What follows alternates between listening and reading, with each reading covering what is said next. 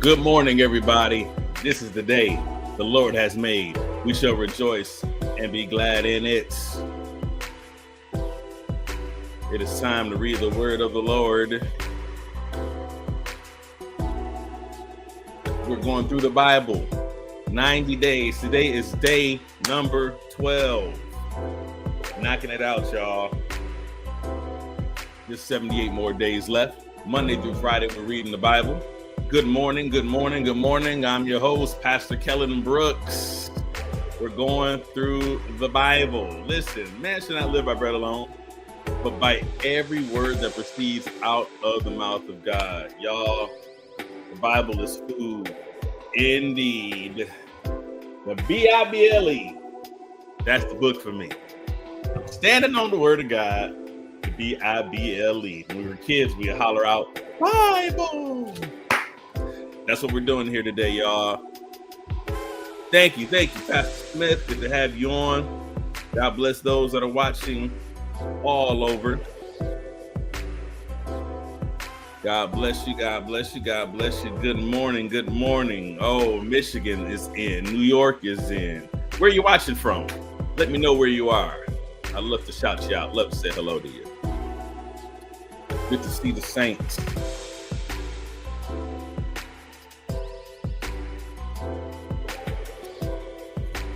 Y'all, this has been a great journey for me. I'm enjoying it.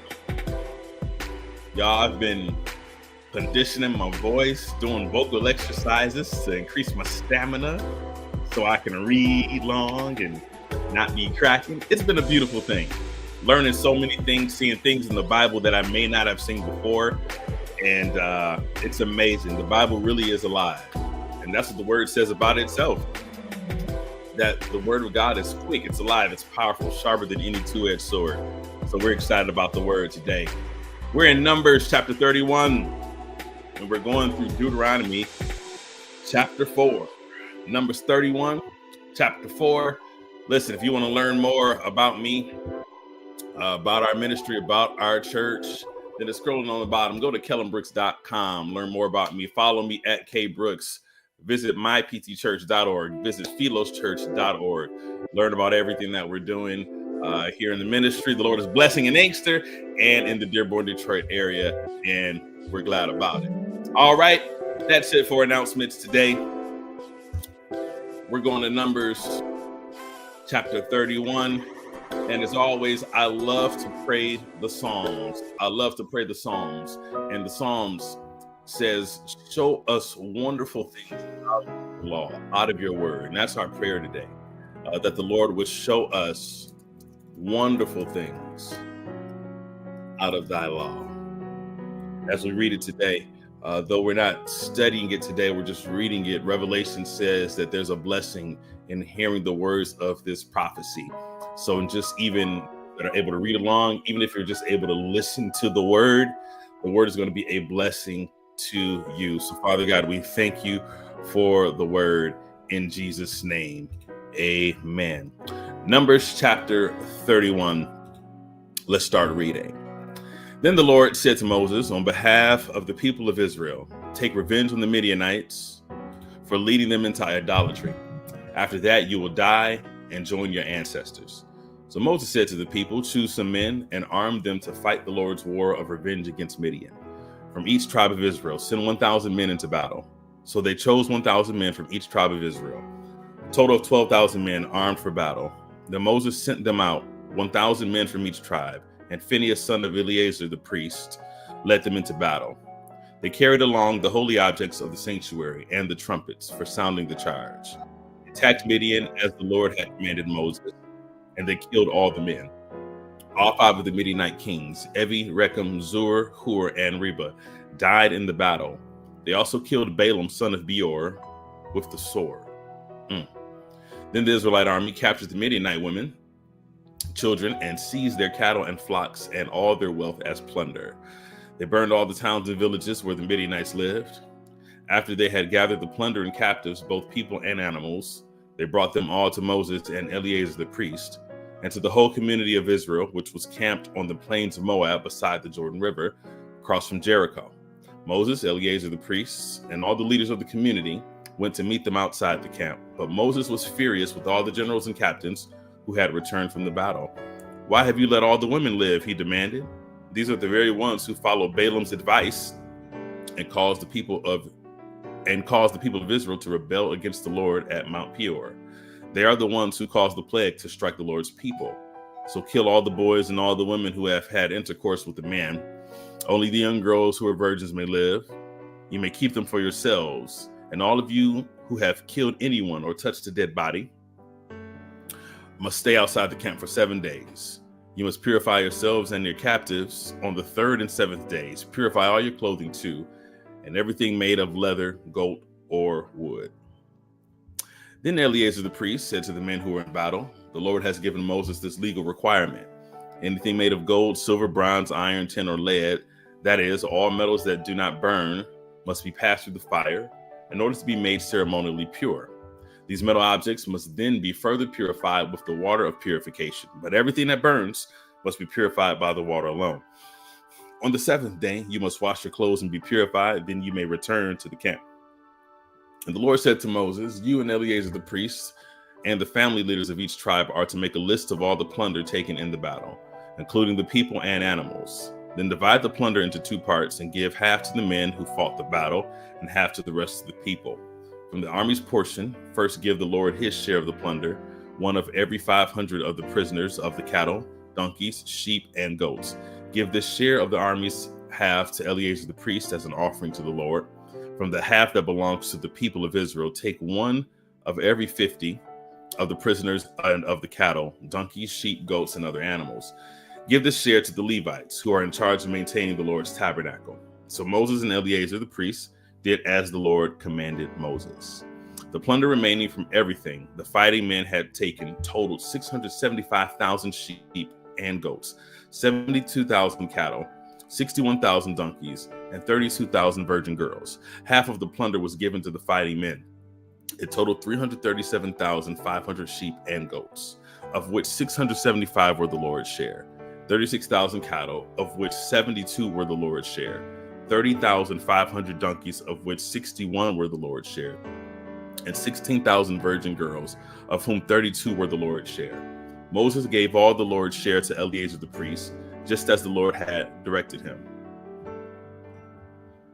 Half of the plunder belonged to the people of Israel, and Moses separated it from the half belonging to the fighting men. It totaled 337,500 sheep and 36,000 cattle, 30,500 donkeys, and 16,000 virgin girls from the half share given to the people. Moses took 1 of every 50 prisoners and animals and gave them to the Levites, who maintained the Lord's tabernacle. All this was done as the Lord had commanded Moses. Then all the generals and captains came to Moses and said, what was going on here?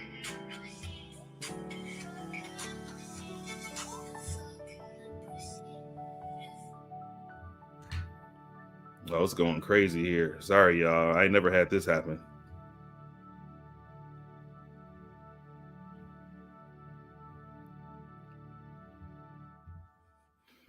All right, let's keep going. Live stream is talking. So Moses and Eleazar the priest received the gold from all the military commanders, all kinds of jewelry and crafted objects, and all. The gold that the generals and captains presented as a gift to the Lord weighed about 420 pounds. All the fighting men had taken some of the plunder for themselves. So Moses and Eleazar the priest accepted the gifts from the generals and captains and brought the gold to the tabernacle as a reminder to the Lord that the people of Israel belong to him. Numbers chapter 32. The tribes of Reuben and Gad owned vast numbers of livestock. So when they saw that the lands of Jazer and Gilead were ideally suited for their flocks and herds, they came to Moses, Eleazar the priest, and the other leaders of the community. They said, "Notice the towns of Atara, Dibon, Jazer, Nimrah, Heshbon, Elealeh, Sibmah, Nebo, and Beon. The Lord has conquered this whole area for the community of Israel, and it is ideally suited for all our livestock. If we have found favor with you, please let us have this land as our property instead of giving us land across the Jordan River." Do you intend to stay here while your brothers go across and do all the fighting? Moses asked the men of Gad and Reuben, why do you all want to discourage the rest of the people of Israel from going across to the land the Lord has given them? Your ancestors did the same thing when I sent them from Kadesh Barnea to explore the land. After that, they went up to the valley of Eshcol and explored the land. They discouraged the people of Israel from entering the land the Lord was giving them. Then the Lord was very angry with them, and he vowed, of all those I rescued from Egypt, no one who is 20 years old and older will ever see the land I swore to give Abraham, Isaac, and Jacob, for they have not obeyed me wholeheartedly. The only exceptions are Caleb, son of Jephunneh, the Kizanite, and Joshua, the son of Nun, for they have wholeheartedly followed the Lord. The Lord was angry with Israel and made them wander in the wilderness for 40 years, until the entire generation that sinned in the Lord's sight had died. But here you are, a brood of sinners, doing exactly the same thing. You are making the Lord even angry with Israel. If you turn away from him like this, and he abandons them again in the wilderness, you will be responsible for destroying the entire nation. But they approached Moses and said, we simply want to build pens for our livestock and fortified towns for our wives and children. Then we will arm ourselves and lead our fellow Israelites into battle until we have brought them safely to their land. Meanwhile, our families will stay in the fortified towns we build here, so they will be safe from any attacks by the local people. We will not return to our homes until all the people of Israel have received their portions of land. But we do not claim any of the land on the other side of the Jordan. We would rather live here on the east side and accept this as our grant of land. Then Moses said, if you keep your word and arm yourselves for the Lord's battles, and if your troops cross the Jordan and keep fighting until the Lord has driven out his enemies, then you may return when the Lord has conquered the land. You will have fulfilled your duty to the Lord and to the rest of the people of Israel. And the land on the east side of the Jordan will be your property from the Lord. But if you fail to keep your word, then you will have sinned against the Lord, and you may be sure that your sin will find you out. Go ahead and build towns for your families and pens for your flocks, but do everything you have promised. Then the men of Gad and Reuben replied, we are your servants. We will follow your instructions exactly. Children, wives, flocks, and cattle will stay here in the towns of Gilead. All who are able to bear arms will cross over to fight the Lord, just as you have said. Moses gave orders to Eleazar the priest, Joshua son of Nun, and the leaders of the clans of Israel. He said, the men of Gad and Reuben who are armed for battle must cross the Jordan with you to fight for the Lord. If they do, give them the land of Gilead as their property when the land is conquered. But if they refuse to arm themselves and cross over with you, then they must accept land with the rest of you in the land of Canaan. The tribes of Gad and Reuben said again, we are your servants, and we will do as the Lord has commanded.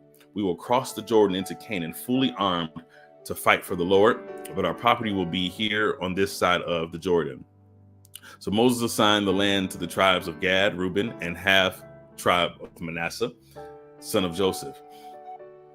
He gave them the territory of King Sihon of the Amorites and the land of King Og of Bashan, the whole land with its cities and surrounding areas. The descendants of Gad built the towns of Dibon, Ataroth, Aroer, Atroth, Shaphan, Jazdir, Jokbeheh, Beth Nimrah, and Beth Haran. These were all fortified towns with pens for their flocks. The descendants of Reuben built the towns of Heshbon, Elealeh, Kiriathaim, Nebo, Bel-Meon, and Sibmah. They changed the names of some of the towns they conquered and rebuilt. The descendants of Machir of the tribe of Manasseh went to Gilead and conquered it, and they drove out the Amorites living there. So Moses gave Gilead to the Machirites, descendants of Manasseh, and they settled there. The people of Jair, another clan of the tribe of Manasseh, captured many of the towns in Gilead and changed the name of that region to the towns of Jair. Meanwhile, a man named Nobah captured the town of Kenath and its surrounding villages, and he renamed that area Nobah after himself. Numbers chapter 33. This is the route the Israelites followed as they marched out of Egypt under the leadership of Moses and Aaron. At the Lord's direction, Moses kept a written record of their progress.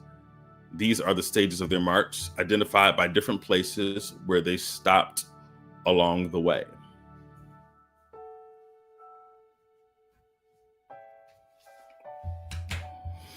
They set out from the city of Ramesses in early spring on the 15th day of the first month, on the morning after the first Passover celebration. The people of Israel left defiantly, in full view of all the Egyptians. Meanwhile, the Egyptians were burying all their firstborn sons, whom the Lord had killed the night before. The Lord had defeated the gods of Egypt that night with great acts of judgment. After leaving Ramesses, the Israelites set up camp at Succoth. Then they left Succoth and camped at Etham, on the edge of the wilderness. They left Etham and turned back toward Pi-Hahiroth, opposite Baal-Zephon, and camped near Migdal. They left Pi-Hahiroth and crossed the Red Sea until the wilderness beyond. Then they traveled for 3 days into the Etham wilderness and camped at Marah. They left Marah and camped at Elim, where there were 12 springs of water and 70 palm trees. They left Elim and camped beside the Red Sea. They left the Red Sea and camped in the wilderness of Sin. Then they left the wilderness of Sin and camped at Dafka. They left Dafka and camped at Alush. They left Alush and camped at Rephidim, where there was no water for the people to drink. They left Rephidim and camped in the wilderness of Sinai. They left the wilderness of Sinai and camped at Kibroth Hattava. They left Kibroth Hattava and camped at Hazeroth. They left Hazeroth and camped at Rithmah. They left Rithmah and camped at Ramon Perez. They left Ramon Perez and camped at Libnah. They left Libnah and camped at Risa. They left Risa and camped at Kehelatha. They left Kehelatha and camped at Mount Sephir. They left Mount Sephir and camped at Harada. They left Harada and camped at Makeloth. They left Makeloth and camped at Tahath. They left Tahath and camped at Terah. They left Terah and camped at Mithkah. They left Mithkah and camped at Hashmanah. They left Hashmanah and camped at Masarath. They left Masarath and camped at Bnei Jakan. They left Bnei Jakan and camped at Hor Hagidgad. They left Hor Hagidgad and camped at Jotbatha.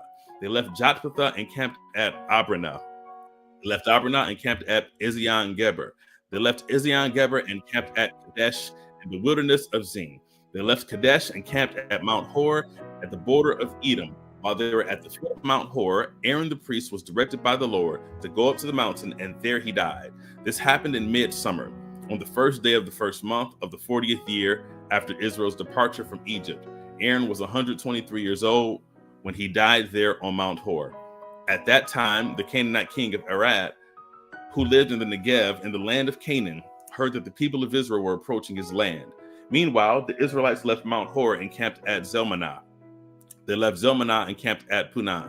They left Punan and camped at Obath. They left Obath and camped at Lai-Abarim on the border of Moab. They left Lai-Abarim and camped at Daban Gad. They left Daban Gad and camped at Elman Deblathaim.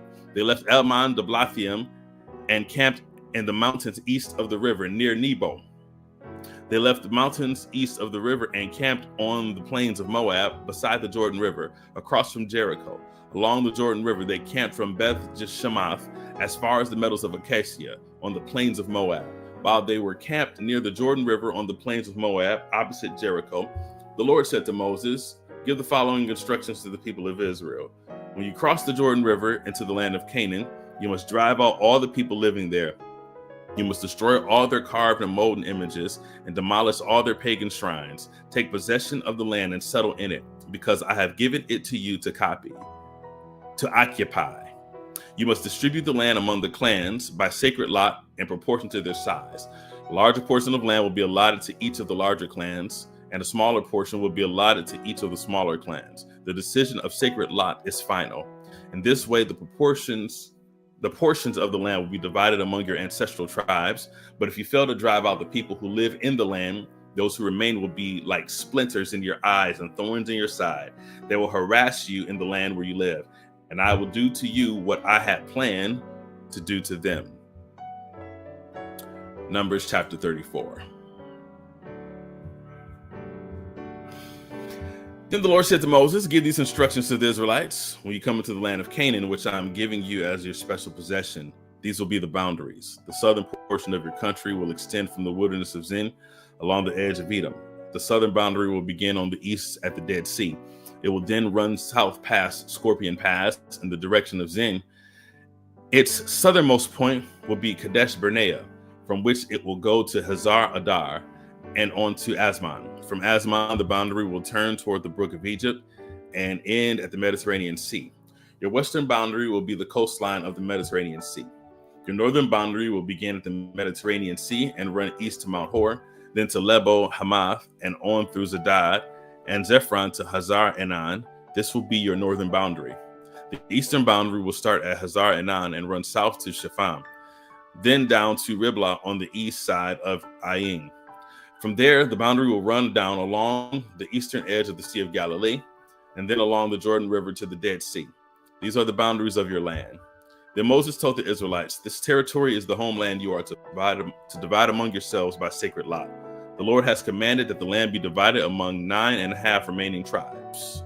The families of the tribes of Reuben, Gad, and the half tribe of Manasseh already received their grants of land on the east side of the Jordan River, across from Jericho toward the sunrise. And the Lord said to Moses, Eleazar the priest and Joshua the son of Nun are the men designated to divide the grants of land among the people, and list one leader from each tribe to help them with the task. These are the tribes and the names of the leaders. Tribe of Judah, Caleb son of Nun, son of Jephunneh. Tribe of Simeon, the leader is Shemaiah, son of Amidud. Tribe of Benjamin, the leader is Elidad, son of Kislon. Dan, Buki, son of Jogli. Manasseh, son of Joseph. Haniel, son of Ephraim. Tribe of Ephraim, son of Joseph. Chemiel, son of Shiftan. The tribe of Zebulun, leader, Elizaphan, son of Parnak. The tribe of Issachar, the leader is Paltiel, son of Azan. The tribe of Asher, the leader was Ahihud, son of Shalomi. The tribe of Naphtali, the leader was Padali, son of Amihud. These are the men the Lord has appointed to divide the grants of land in Canaan among the Israelites. Numbers 35. While the Israelites camped beside the Jordan on the plains of Moab across from Jericho, the Lord said to Moses, command the people of Israel to give to the Levites from their property certain towns to live in, along the surrounding pasture lands. These towns will be for the Levites to live in, and the surrounding lands will provide pasture for their cattle, flocks, and other livestock. The pasture assigned to the Levites around these towns will extend 1,500 feet outside the town walls in every direction, east, south, west, north, with the town at the center. This will serve as the larger pasture lands for the towns. 6 of the towns you give to the Levites will be cities of refuge, where a person who has accidentally killed someone can flee for safety. In addition, give them 42 other towns. In all, 48 towns with the surrounding pasture land will be given to the Levites. These towns will come from the property of the people of Israel. Larger tribes will give more towns to Levites, while smaller tribes will give fewer. Each tribe will give property in proportion to the size of its land. The Lord said to Moses to give the following instructions to the people of Israel. When you cross the Jordan into the land of Canaan, designate cities of refuge to which people can flee if they have killed someone accidentally. These cities will be places of protection from a dead person's relatives who want to avenge the death. The slayer must not be put to death before being tried by the community. Designate 6 cities of refuge for yourselves, 3 on the east side of the Jordan River and 3 on the west in the land of Canaan. These cities are for the protection of Israelites, foreigners living among you, and traveling merchants. Anyone who accidentally kills someone may flee there for safety. But if someone strikes and kills another person with a piece of iron, it is murder, and the murderer must be executed. Or if someone with a stone in his hand strikes and kills another person, it is murder, and the murderer must be put to death. Or if someone strikes and kills another person with a wooden object, it is murder, and the murderer must be put to death. The victim's nearest relative is responsible for putting the murderer to death. When they meet, the avenger must put the murderer to death. So if someone hates another person and waits in ambush, then pushes him or throws something at him and he dies, it is murder. Or if someone hates another person and hits him with a fist and he dies, it is murder. It is in such cases the avenger must put the murderer to death when they meet.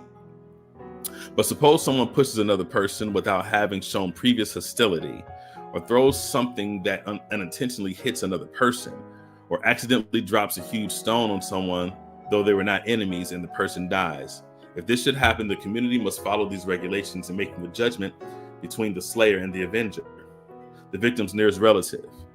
The community must protect the slayer from the avenger and must escort the slayer back to live in the city of refuge to which he fled. There he must remain until the death of the high priest, who was anointed with the sacred oil. But if the slayer ever leaves the limits of the city of refuge and the avenger finds him outside the city and kills him, it will not be considered murder. The slayer should have stayed inside the city of refuge until the death of the high priest. But after the death of the high priest, the slayer may return to his own property. These are legal requirements for you to observe from generation to generation wherever you may live. All murderers are to be put to death, but only if evidence is presented by more than one witness. No one may be put to death on the testimony of only one witness. Also, you must never accept a ransom payment for the life of someone judged guilty of murder and subject to execution. Murderers must also always be put to death and never accept a ransom payment for someone who has fled to a city of refuge, allowing a slayer to return to his property before the death of the high priest. This will ensure that the land where you live will not be polluted, for murder pollutes the land, and no sacrifice except the execution of the murderer can purify the land from murder. You must not defile the land where you live, for I live there myself. I am the Lord who lives among the people of Israel. Numbers chapter 36. Then the heads of the clans of Gilead, descendants of Machir, son of Manasseh, son of Joseph, came to Moses and the family leaders of Israel with a petition. They said, "Sir, the Lord instructed you to divide the land by sacred lot among the people of Israel. You were told by the Lord to give the grants of land owned by our brother Zelophehad to his daughters. But if they marry men from another tribe, their grants of land will go with them to the tribe into which they marry. In this way, the total area of our tribal land will be reduced. Then when the year of Jubilee comes, their portion of land will be added to that of the new tribe, causing it to be lost forever to our ancestral tribe." So Moses gave the Israelites this command from the Lord. The claim of the men of the tribe of Joseph is legitimate. This is the Lord's command. This is what the Lord commands concerning the daughters of Zelophehad. Let them marry anyone they like, as long as it is within their own ancestral tribe. None of the territorial land may pass from one tribe to tribe, for all the land given to each tribe must remain within the tribe to which it was first allotted. The daughters throughout the tribes of Israel who are in line to inherit property must marry within their tribe, so that all the Israelites will keep their ancestral property. No grant of land may pass from one tribe to another. Each tribe of Israel must keep its allotted portion of land.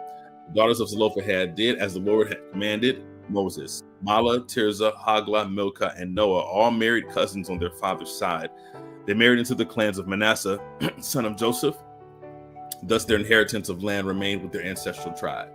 These are the commands and regulations that the Lord gave to the people of Israel through Moses while they were camped on the plains of Moab beside the Jordan River. Y'all, we have completed the book of Deuteronomy. That deserves an applause.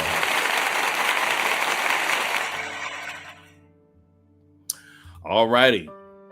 The book of Numbers, rather.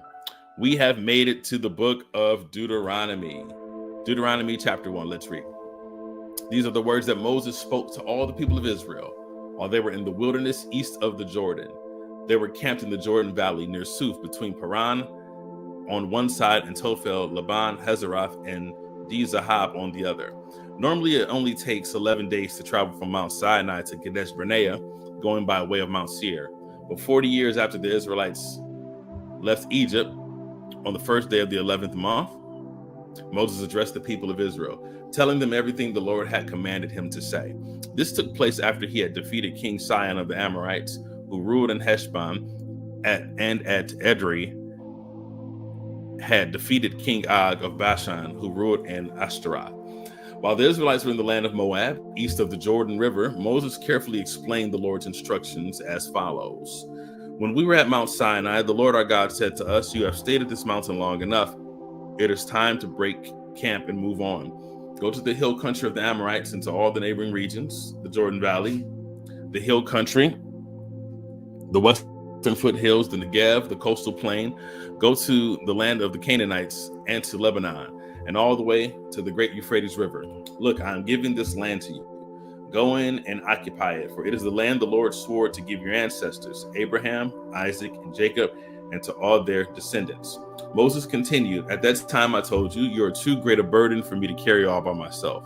The Lord your God has increased your population, making you as numerous as the stars. And may the Lord, the God of your ancestors, multiply you 1,000 times more and bless you as he has promised. but you are such a heavy load to carry. How can I deal with all your problems and bickering? Choose some well-respected men from each tribe who are known for their wisdom and understanding, and I will appoint them as your leaders." Then you responded, "The plan is a good one." So I took the wise and respected men you had selected from your tribes and appointed them to serve as judges and officials over you. Some were responsible for 1,000 people, some for 100, some for 50, and some for 10. At that time, I instructed the judges, "You must hear the cases of your fellow Israelites and the foreigners living among you. Be perfectly fair in your decisions and impartial in your judgments. Hear the cases of those who are poor as well as those who are rich.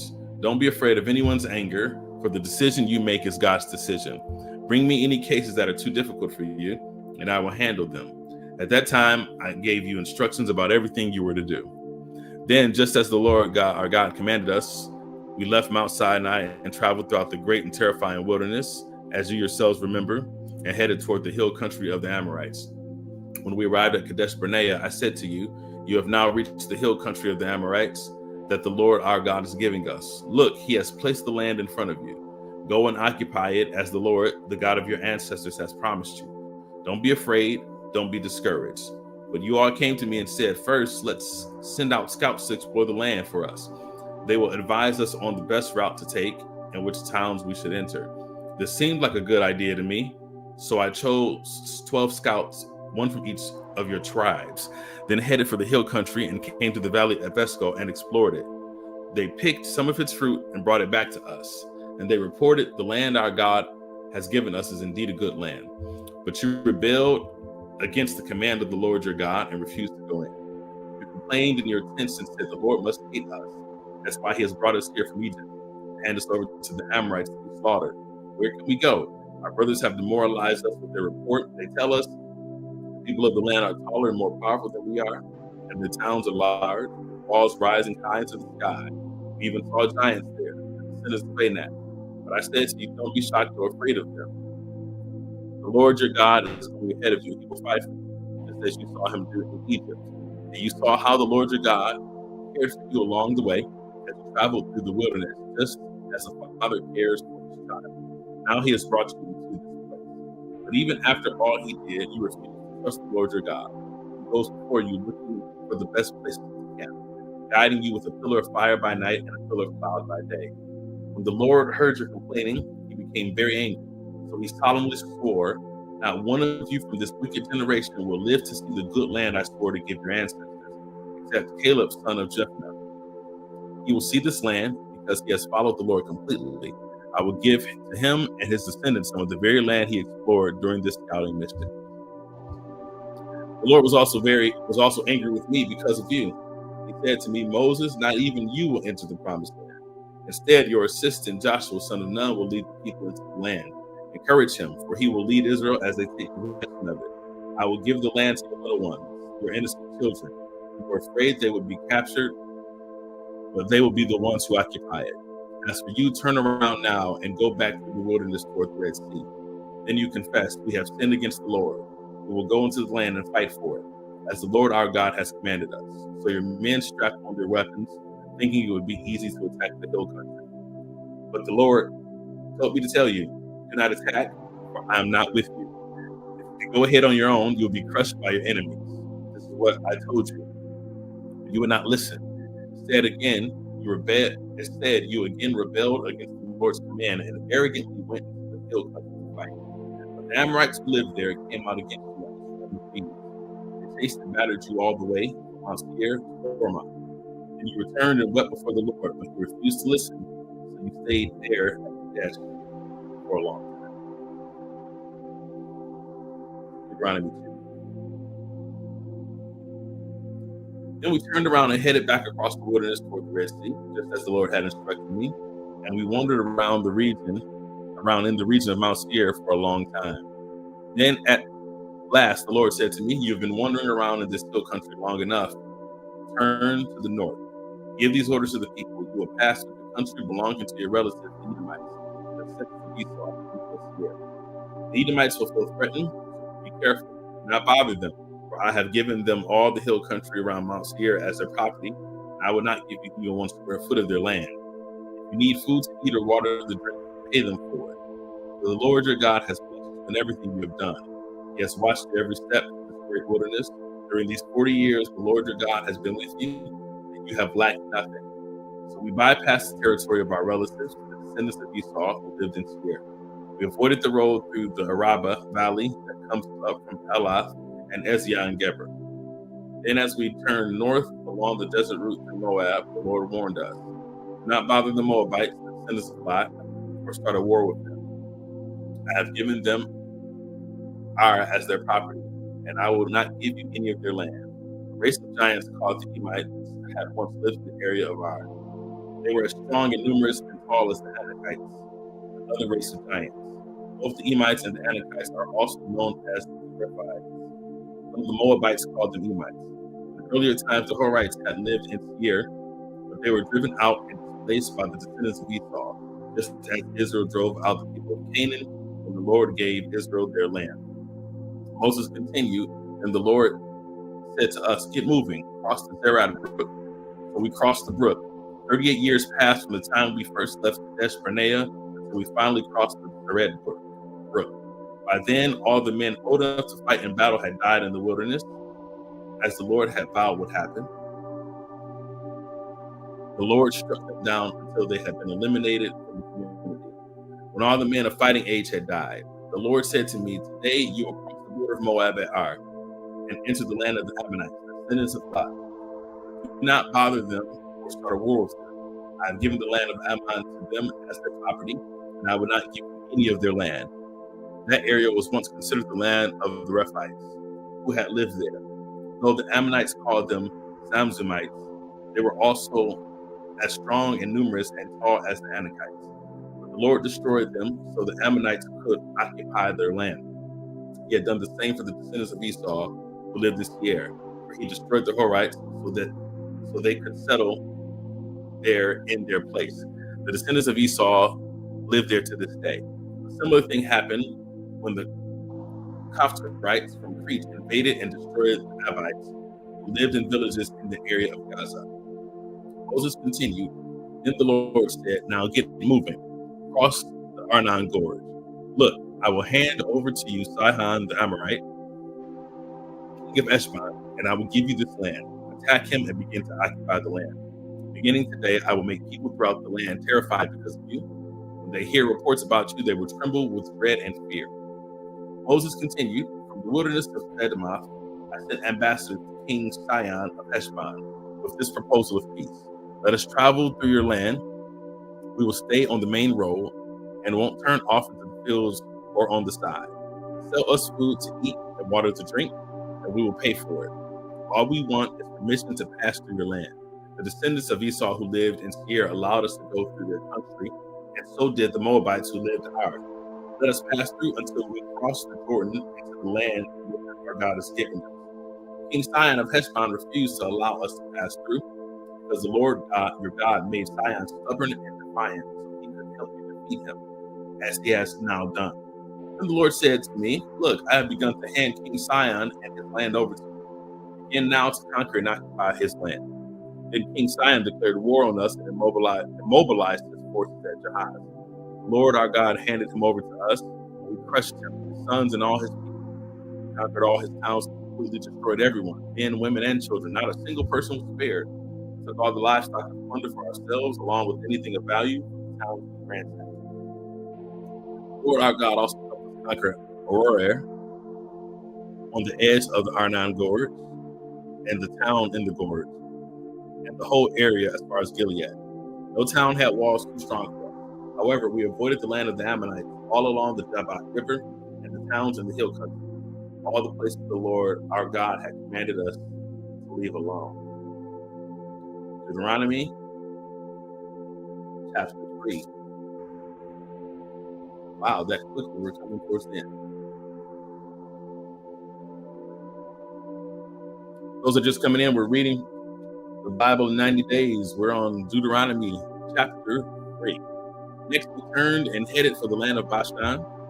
King Og and his entire army attacked us at Edrei, but the Lord told me, not be afraid of him, for I have given you victory over Og and his entire army, and I will give you all this land. Treat him just as you treated King Sihon of the Amorites, who ruled in Heshbon. So the Lord our God handed King Og and all his people over to us, and we killed them all. Not a single person survived.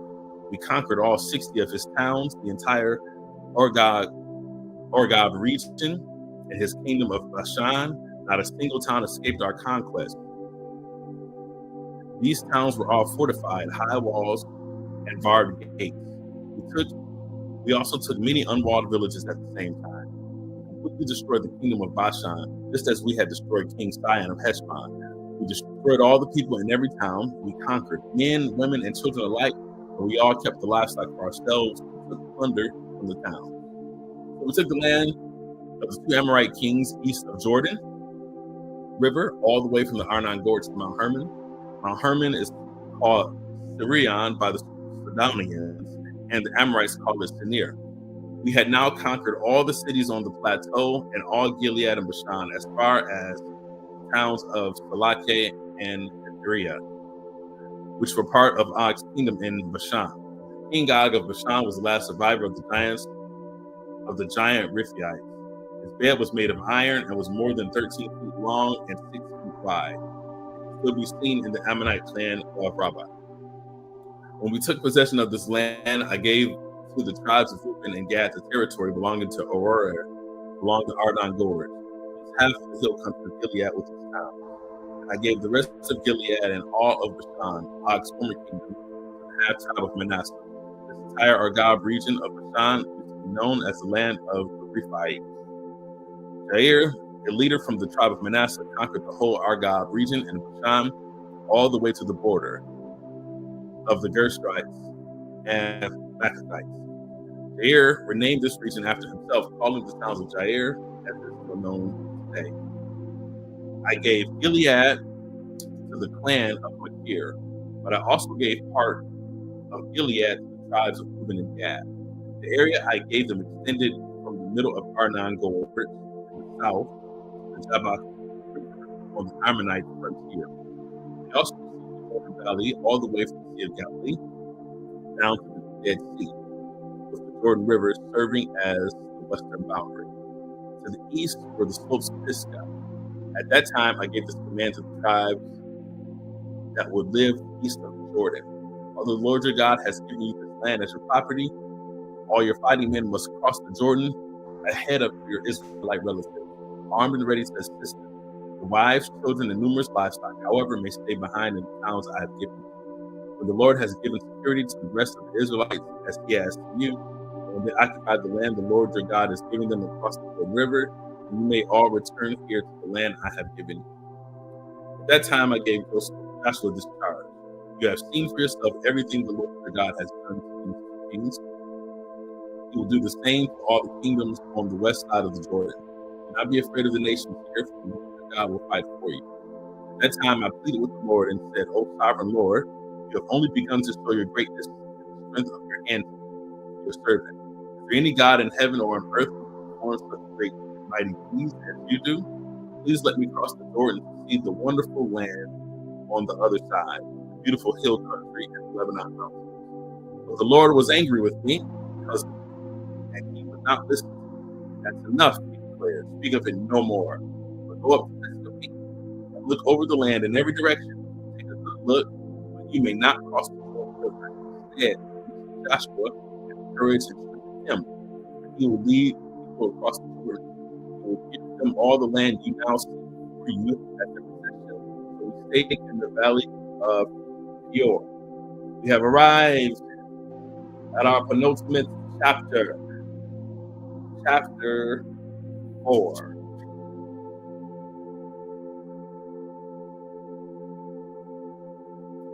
Now, Israel, listen carefully to these instructions and regulations I am about to teach you. Obey them so that you may live, so you may enter and occupy the land the Lord, the God of your ancestors, is giving you. Do not add or subtract from these commands I am giving you. Just obey the commands of the Lord your God that I am giving you. You saw for yourself what the Lord did to you at Baal Peor. There the Lord your God destroyed everyone who had worshipped Baal, the God of Israel. But all of you who are faithful to the Lord your God are still alive today, every one of you. Look, I now teach you these decrees and regulations just as the Lord my God commanded me, so that you may obey them in the land you are about to occupy. Obey them completely, and you will display your wisdom and intelligence among the surrounding nations. When they hear all these decrees, they will exclaim, how wise and prudent are the people of this great nation. What great nation has a God as near to them as the Lord our God is near to us whenever we call on him? And what great nation has decrees and regulations as righteous and fair as this body of instructions that I'm giving you today? Watch out. Be careful never to forget what you yourself have seen. Do not let these memories escape your mind. As long as you do, that's worth marking down.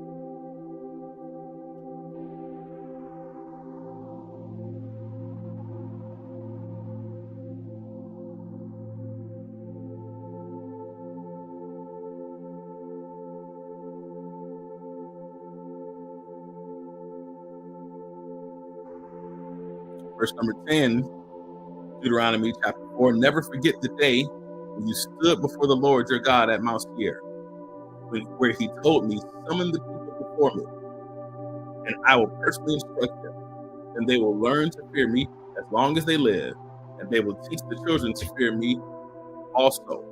Listen, let me say good morning really quickly. There's more people coming on. Good morning to you. I see you. I see you. I see you. I see you on Facebook. I see you on YouTube.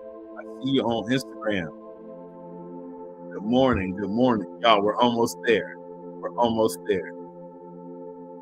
Now, I didn't give a little introduction into Deuteronomy because we were just reading it together. But in a nutshell, the book of Deuteronomy, Deutero means two, Nami or Namaste is law. This is the second giving of the law. This is God speaking to the new generation of Israelites, the ones that were not killed in the wilderness. So the ones who were 19 and under, who grew up in the wilderness, they're now grown, got families of their own. And God is telling them again the same laws that he gave to their ancestors, reminding them something critical that really encapsulates the first 5 books of Moses. Never forget.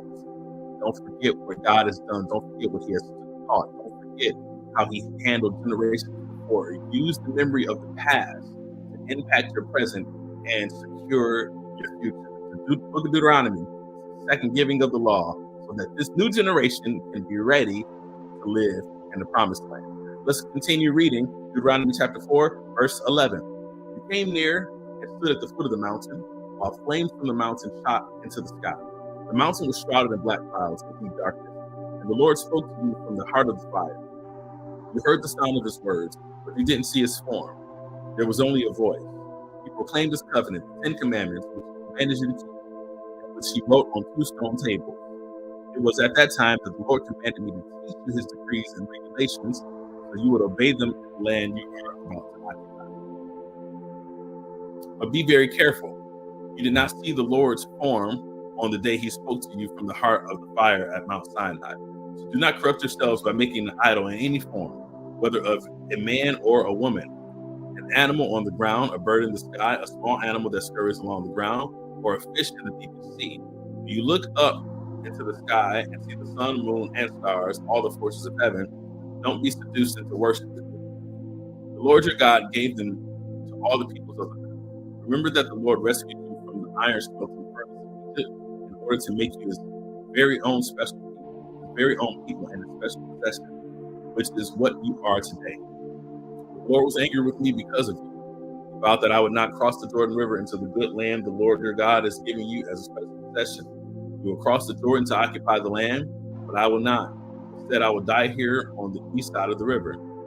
So be very careful not to break the covenant the Lord your God has made with you. Do not make idols of any shape or form, for the Lord your God has forbidden this. The Lord your God is a devouring fire. He is a jealous God. In the future, when you have children and grandchildren and have lived in the land a long time, do not corrupt yourselves by making idols of any kind. This is evil in the sight of the Lord your God and will rouse his anger.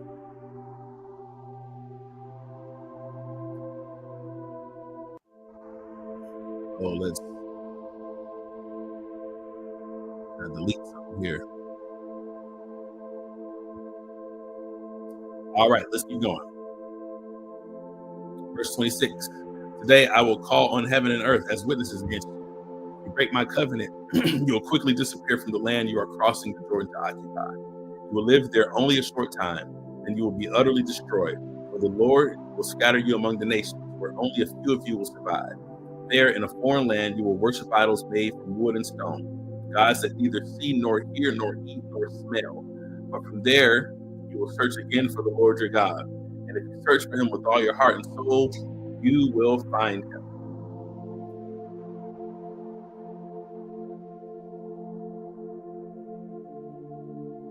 And in the distant future, when you are suffering all these things, you will finally return to the Lord your God and listen to what he tells you. For the Lord your God is a merciful God. He will not abandon you or destroy you, or forget the solemn covenant he made with your ancestors. For the Lord your God is a merciful God. He will not abandon you or destroy you or forget the solemn covenant he made with your ancestors. Now search all of history from the time God created people on earth until now, and search from one end of the heavens to the other. Has anything as great as this ever been seen or heard before? Has any nation ever heard the voice of God speaking from fire as you did and survived? Has any other God dared to take a nation for himself out of another nation by means of trials, miraculous signs, wonders, war, a strong hand, a powerful arm, and terrifying acts? Yet this is what the Lord your God did for you in Egypt right before your eyes. He showed you these things so you would know that the Lord is God and there is no other. He lets you hear his voice from heaven so he can instruct you. He lets you see his great fire here on earth so he can speak to you from it, because he loved your ancestors. He chose to bless the descendants, and he personally brought you out of Egypt with great display of power. He drove out nations far greater than you, so he could bring you in and give you their land as special possession as it is today. So remember this and keep it firmly in mind. The Lord is God, both in heaven and on earth, and there is no other. If you obey all the decrees and commands I'm giving you today, all will be well with you and your children. I'm giving you these instructions so you will enjoy a long life in the land of the Lord your God is giving you for all time. Then Moses set 3 cities of refuge east of the Jordan River. Anyone who has killed another person unintentionally, without previous hostility, could flee there to live in safety. These were the cities: Bezer on the wilderness plateau for the tribe of Reuben, Ramoth and Gilead for the tribe of Gad, Golan and Bashan for the tribe of Manasseh. This is the body of instruction that Moses presented to the Israelites. These are the laws, decrees, and regulations that Moses gave to the people of Israel when they left Egypt, and as they camped in the valley near Beth Peor, east of the Jordan River. This land was formerly occupied by the Amorites under King Sihon, who ruled from Heshbon. Moses and the Israelites destroyed him and his people when they came up from Egypt. Israel took possession of his land and that of King Og of Bashan, the 2 Amorite kings of Jordan. So Israel conquered the entire area from Aror at the edge of the Arnon Gorge all the way to Mount Sirion, also called Mount Hermon. And they conquered the eastern bank of the Jordan River as far south as the Dead Sea, below the slopes of Pisgah. Y'all, I misspoke. That was not our penultimate chapter. That was our final chapter. We have made it through our reading for today. Numbers chapter 31, all the way to Deuteronomy chapter 4. Let me fact check that.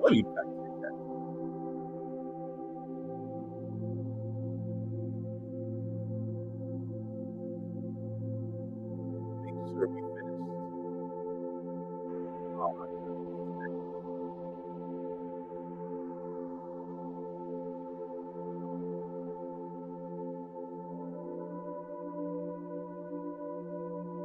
Yes, Deuteronomy 4. So we have completed our reading for today. Thanks be to God. As always, it is a blessing when you all come to hear the word of the Lord and read along with me, and don't let me read by myself. So God bless you all. And for those that would desire to sow into the ministry, sow it to me personally, $K Brooks, sow into Pentecostal Temple.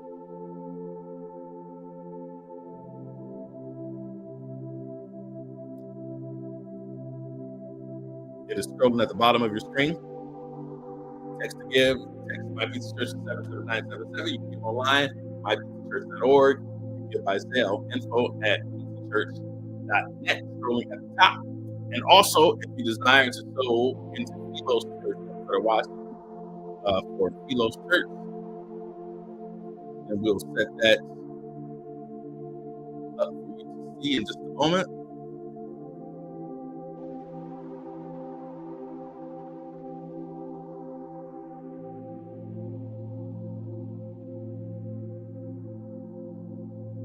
And that is on the screen right now.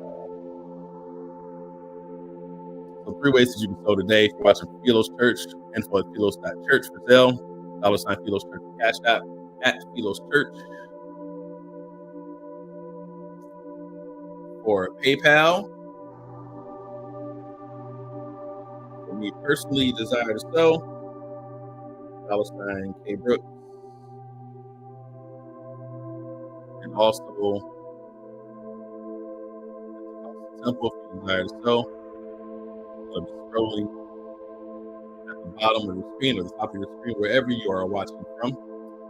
And we are grateful for anything that you give into the ministry. Of course, not a requirement. But we thank you all for coming out to support this ministry and to hear the word of the Lord. So let's do it again tomorrow, y'all. We're almost there.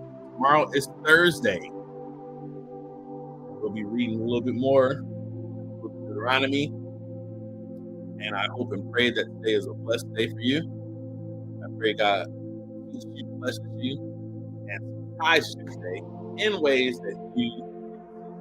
All right? That's all we got for today. We'll see you tomorrow at 7:30 a.m. Take care.